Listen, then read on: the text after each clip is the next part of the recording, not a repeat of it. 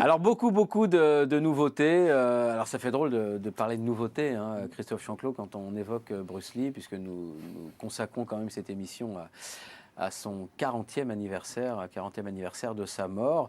Christophe Chanclot qui, au passage, comme je le dis tout de suite, a fait ce livre, il ne faut pas l'oublier, Le combat selon Bruce Lee. C'est vraiment à recommander, c'est un super bouquin, c'est chez Guy Trédaniel, voilà, Le combat selon Bruce Lee. Alors là, il y a encore plein de choses, hein. Il n'y a pas que des vidéos, des DVD achetés, il y a aussi ce très très beau livre. Justement, nous allons en parler puisque je vous propose tout de suite de suivre ce documentaire sur le Jeet Kune Do, l'art du petit dragon.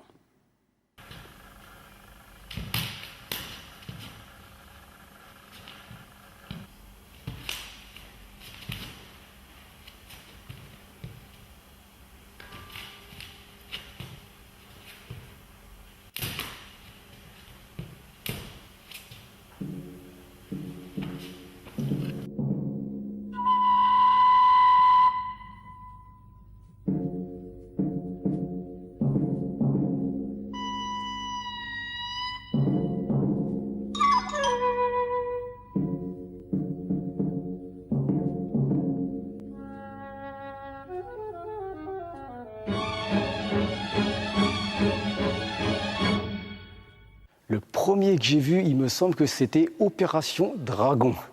Je l'ai vu au cinéma. À l'époque, j'étais gamin, hein, et bon, j'étais comme tout le monde, hein, j'étais bluffé. J'étais bluffé, c'était extraordinaire.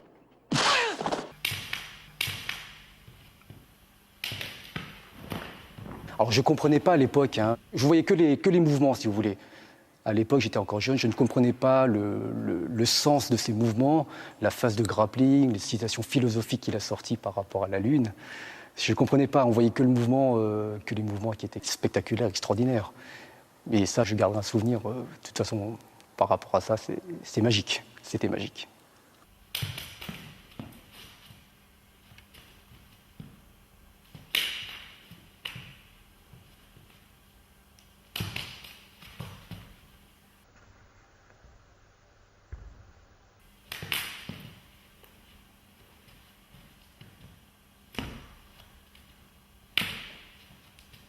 Ce qui est très important en Jeet Kune Do, c'est vraiment de répéter les mouvements jusqu'à ce qu'on les absorbe et que ça devienne instinctif et automatique.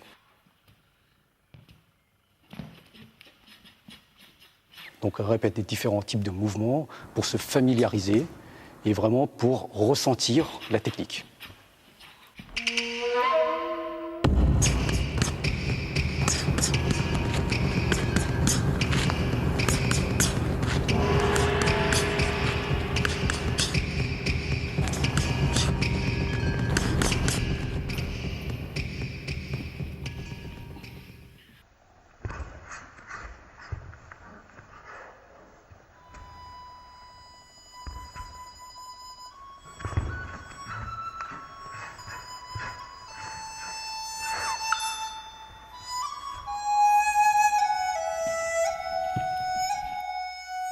There is the finger jab, there is the punch, there is the back fist, and then low.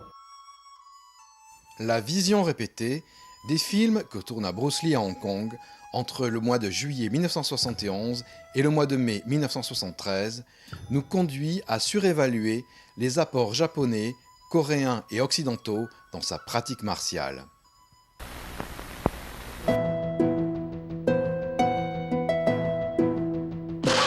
Cette efficacité ne peut se comprendre qu'en repartant de la source de ses connaissances. Bruce Lee s'est imposé dans la communauté martiale américaine par ses déclarations intempestives à l'encontre des pratiquants d'arts martiaux chinois traditionnels. Son rejet s'exerçait tout particulièrement envers les arts martiaux internes qu'il qualifiait de gymnastique d'entretien. La pratique interne, tai chi ou shisao, faisait pourtant partie intégrante de sa formation personnelle. This is a crane form. It start off.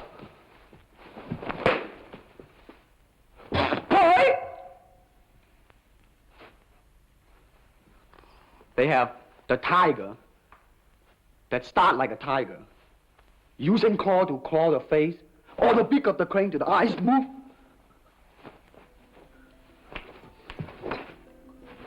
This is some of the movement involved. Son article paru en septembre 1971 dans le magazine Black Belt, Libérez-vous du karaté classique, contribua un peu plus à brouiller les pistes. Pourtant, ainsi que l'a écrit Bruce Thomas en 1994 dans sa remarquable étude biographique Bruce Lee Fighting Spirit, c'est une erreur d'essayer de comprendre ces méthodes en observant là où elles finissent, sans expérimenter là où elles ont commencé. Lorsque Bruce Lee commença, en 1965, à intégrer de nouvelles techniques à sa méthode d'entraînement, il avait déjà 12 ans de pratique traditionnelle derrière lui. S'il est évident que ces modifications lui ont permis d'atteindre le niveau que l'on connaît, il est non moins évident que ces apports n'ont pu se montrer aussi bénéfiques que parce que la base traditionnelle s'avérait déjà exceptionnelle.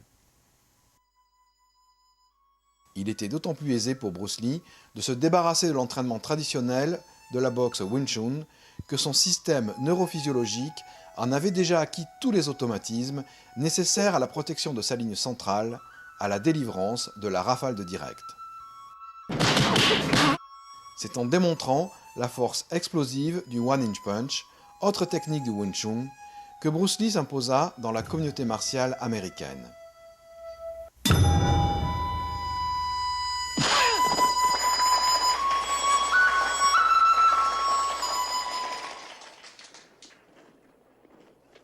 Sur cette photo de la Fureur du Dragon, on voit bien que la position de la main sur l'avant-bras de Chuck Norris correspond parfaitement à une des techniques clés du Wing Chun, le Pak Sao. Cette déviation de la main giflante redirige l'énergie vers le bas, de l'extérieur vers l'intérieur.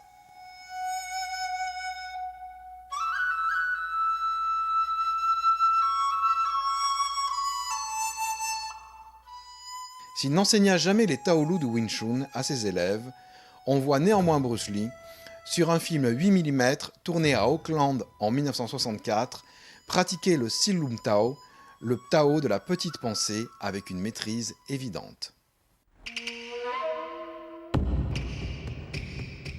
5 ans après son départ de Hong Kong, il continuait donc de pratiquer le Wing Chun.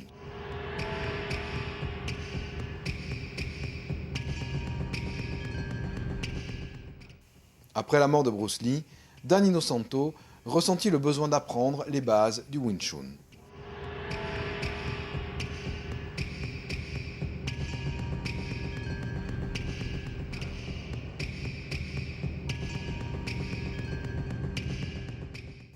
Lors de son séjour à Hong Kong au printemps 1965, Bruce Lee demanda à Yip Man de lui enseigner les formes aux mannequins de bois qu'il n'avait pas eu le temps d'apprendre avant son départ.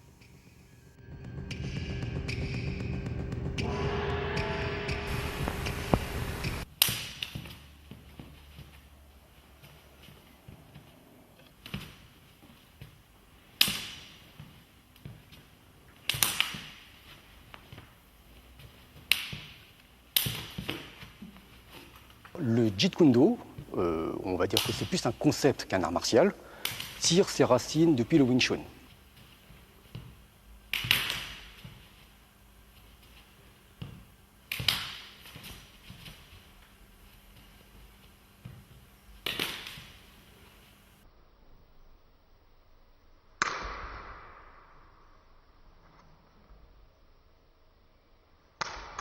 Bruce Lee a été élève du grand maître Ip Man, Ip Man très connu en ce moment de par les dernières productions qu'on a fait sur lui.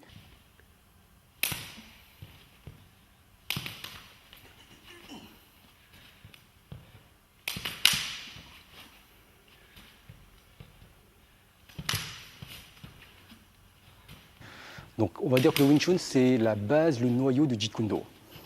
C'était sa formation quand il était à Hong Kong, et depuis qu'il est parti aux États-Unis, il a rajouté des compléments par rapport à la savate, par rapport à la boxe anglaise. Mais les techniques qu'on a montrées tout à l'heure, c'est vraiment du Wing Chun, le noyau du Jeet Kune Do. Donc des exercices un petit peu classiques, hein, de main collée, voilà, des frappes, des termes très, très chinois, hein, des Pak Sao, des Lap Sao. Donc voilà, c'est vraiment du Wing Chun.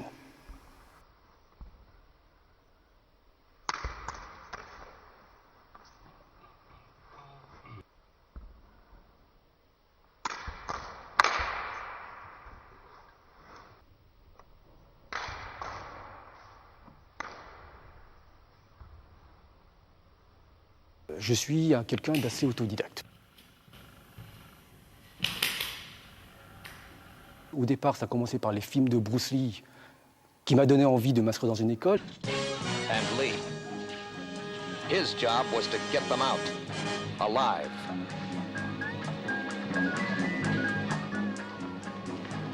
Et j'étais un fanat de Bruce Lee.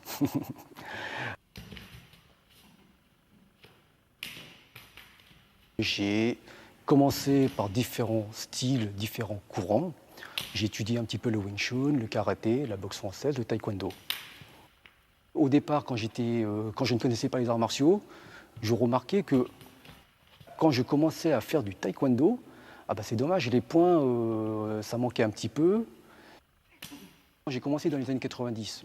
Et à l'époque, le MMA prenait un petit peu d'ampleur, mais il n'y avait pas vraiment de courant où on mélangeait un petit peu de tout.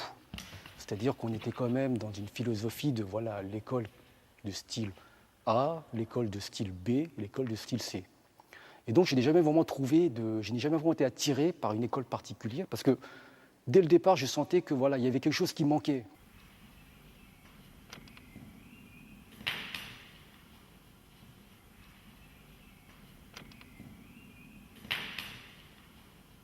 Le style de base de Bruce Lee, c'était vraiment le Wing Chun, c'était vraiment sa période Hong Kong, où il travaillait avec Ip Man, William Cheung, Wing Chun Leung, donc tous ces grands maîtres qui continuent à enseigner le Wing Chun.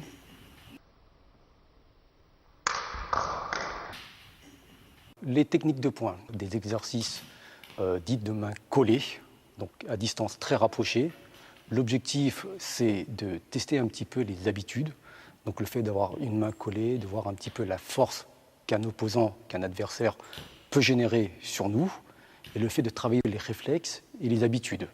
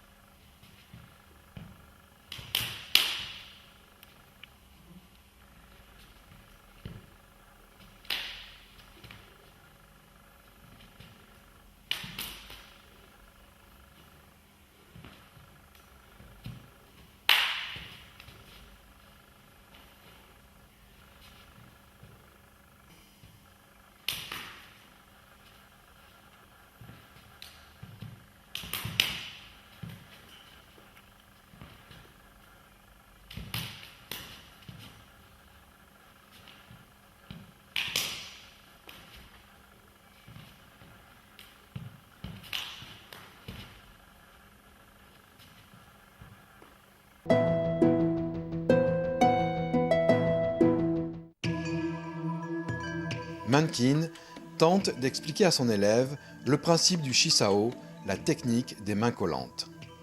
Un principe interne, difficile à appréhender pour un pratiquant de kickboxing habitué à des actions explosives de type externe et direct. Cette forme, c'est ça, pique. Tu repasses, tu tournes. En fait, le truc, c'est lorsqu'il y en a un qui force un peu, tu vois une ouverture, et passe, tu passes. Le truc, c'est de tout sentir. Le Shisao constitue le cœur de la pratique du Wing Chun. Le Shisao n'a jamais cessé d'être au cœur de la pratique martiale de Bruce Lee. Au printemps 1973, sur le plateau d'Opération Dragon, on vit Bruce Lee pratiquer les mains collantes avec John Saxon. De la même façon, il enseigna le principe du Shisao à James Franciscus pendant le tournage de Longstreet ainsi qu'à Van Williams à l'époque du Frelon Vert. De nombreuses photos prises avec ses élèves au cours des années 60 montrent que Bruce Lee n'avait jamais renoncé à la pratique du Shisao, la partie centrale du Wing Chun, un travail interne sur l'énergie reposant sur le principe appliqué du yin et du yang. Dans son livre écrit en 1964 et qui aurait dû paraître en 1965, Le Tao du Kung Fu, Bruce Lee consacre 2 pleines pages au coup de poing vertical du Wing Chun, le Shung Choi. Mais le plus long texte du livre est bien consacré au Shisao sur 10 pages, à son principe et à son application. Voici ce qu'il écrit. Les mains collantes ont la même nature que l'eau. elle peut être aussi paisible que la surface d'un étang et aussi sauvage que les chutes du Niagara. La compréhension du Shisao est une expérience interne au cours de laquelle la différence entre soi et l'autre est abolie. C'est un éveil intuitif, immédiat, plutôt qu'une médiation interférente ou un processus intellectuel.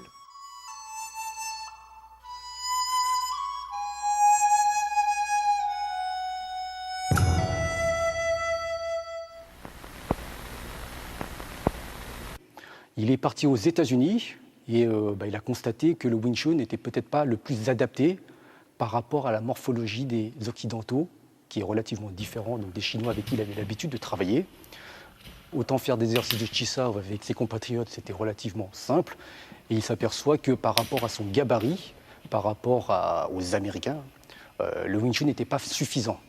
Donc un des objectifs de Bruce Lee, c'était de voir comment justement pallier d'un point de vue self-défense, d'un point de vue technique, comment combattre des adversaires qui étaient quand même beaucoup plus costauds que lui.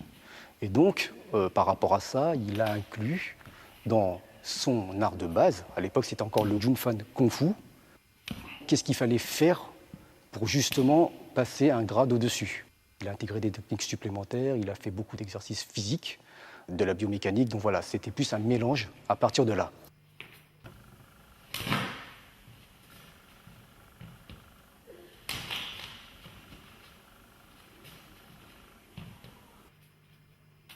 Il a eu l'intelligence d'avoir un réseau d'amis qui étaient tous des pratiquants, donc les plus célèbres étant les Ed Parker, Chuck Norris, Joe Lewis par exemple.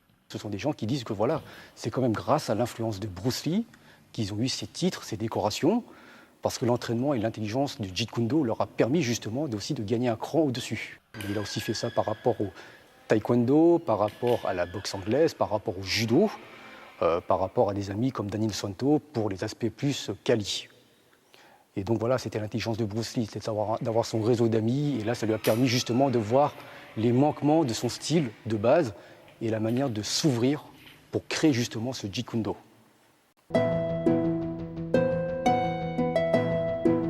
Il semble que Bruce Lee n'ait jamais étudié le China ni aucune autre forme de lutte chinoise. Ses connaissances en matière de grappling ont été faites aux États-Unis et proviennent toutes du Jiu-Jitsu. Qu'il s'agisse de techniques de projection, de contrôle ou de combat au sol, elles sont principalement passées par le judo, mais également par le hapkido coréen et l'aïkido japonais.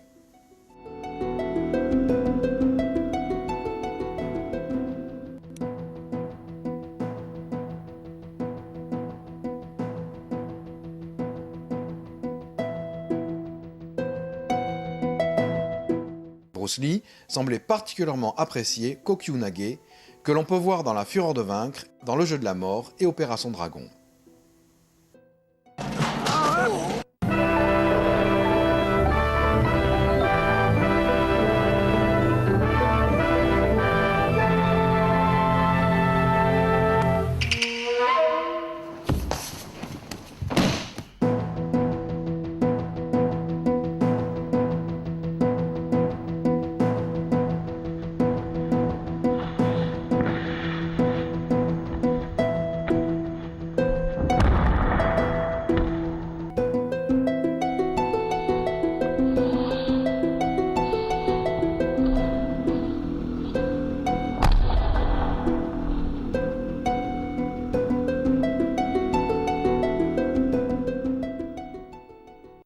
I said, empty your mind.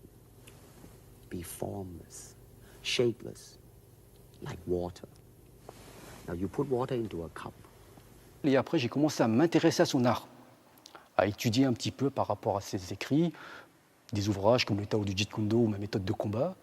Et là, j'ai appris que finalement, au-delà de l'acteur, il y avait une philosophie qui était très complète par rapport à son art. It becomes the cup. You put water into a bottle, it becomes the bottle. You put it in a teapot, it becomes the teapot. Now water can flow or it can crash. Be water, my friend. Like that, you see? Et je me suis commencé à m'intéresser et je n'ai pas vraiment trouvé de club par rapport à là où j'habitais, par rapport à aussi mes contraintes professionnelles. Je n'ai pas trouvé quelque chose qui pouvait m'intéresser. Donc j'ai commencé à m'entraîner tout seul avec des amis. Donc on s'entraînait, donc on essayait de combler les manquements de tel ou tel style, essayer de faire quelque chose qui soit très orienté à moi-même. Donc ça fait à peu près maintenant 15 ans qu'on s'entraîne de manière autodidacte. Donc on a ouvert une association et on s'entraîne pour l'instant à Bussy-Saint-Georges.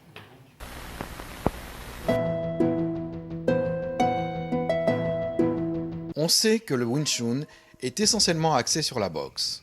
On n'y trouve que quelques techniques de jambes de faible amplitude données sous le niveau des hanches. Of course, then they use leg straight at the groin, or come up. Or, if I can back up a little bit, they start back from here and then come back. À partir de 1965, Bruce Lee incorpore dans sa méthode de combat les coups de pied latéraux et fouettés de grande amplitude qu'il apprend de son ami coréen Jun Guri.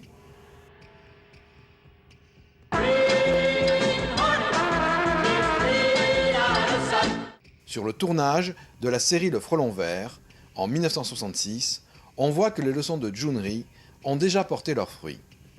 Ces coups de pied spectaculaires, Bruce Lee les perfectionne à partir de 1967 auprès de ses élèves Chuck Norris et Joe Lewis. On sait l'usage spectaculaire qu'il en fit dans ses films.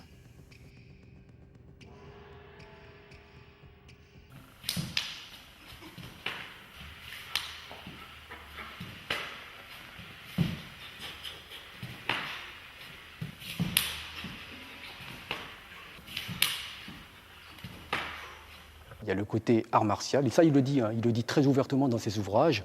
Il y a le côté self-défense pratique, où tout est permis. Et là, comme il disait, c'est qu'il fallait s'entraîner chaque partie de son corps.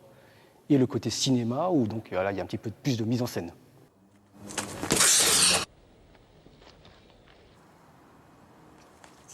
C'est-à-dire que le coup de pied, je peux faire ça. Par là, hop, je suis là, je t'ai foutu. Voilà. Et je suis là, cette séquence-là, tu fais complètement le temps.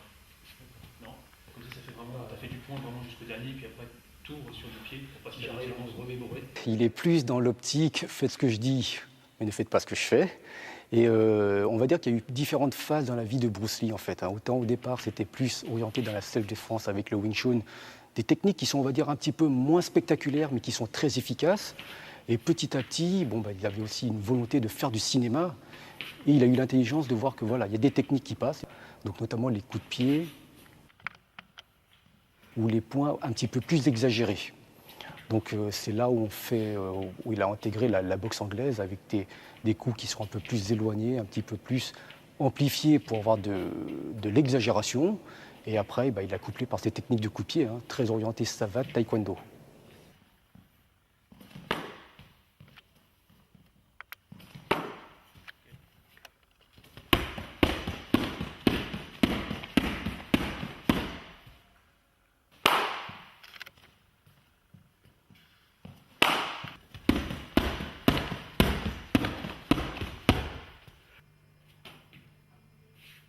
Il ne faut pas le voir comme un art martial, c'est plus un concept d'évolution ou une stratégie de combat.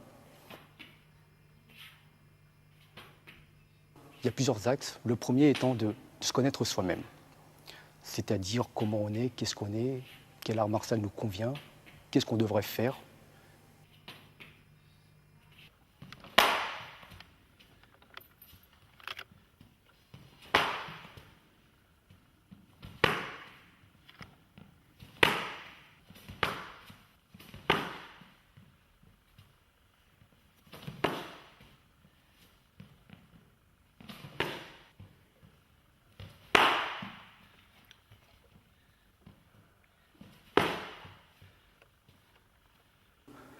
Il ne faut pas se résigner par rapport à tel ou tel style.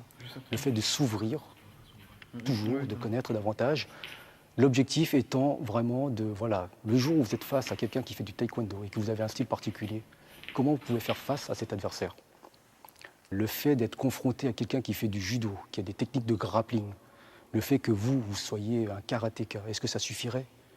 Donc voilà, le principe du Jeet Kune Do, c'est vraiment de prendre ce qu'il y a de meilleur dans chaque style et de combiner tout en reprenant le premier axe, c'est-à-dire la connaissance de soi-même, parce qu'on ne peut pas changer sa morphologie pour s'adapter à tel ou tel style. l'être humain doit primer avant de la technique. C'est vraiment la technique est faite pour l'humain et non pas l'humain qui doit appliquer la technique.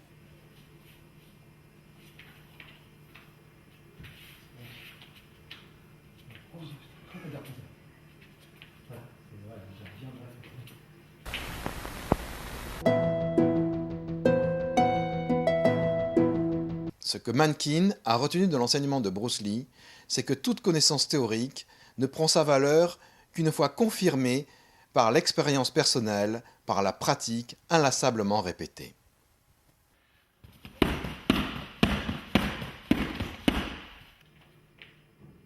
Et le troisième axe, je dirais, du Jeet Kune Do, c'est toujours l'élévation. C'est la recherche de la perfection, le fait de s'améliorer quotidiennement grâce aux arts martiaux.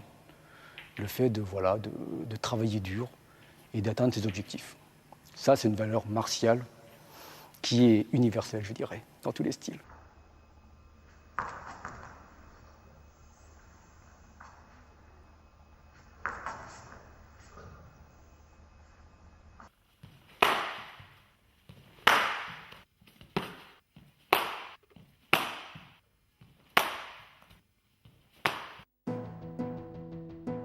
Oh, c'est beau ça. Super. De pas tourner le dos en fait. La caméra est là. Voilà, vous savez que. Voilà.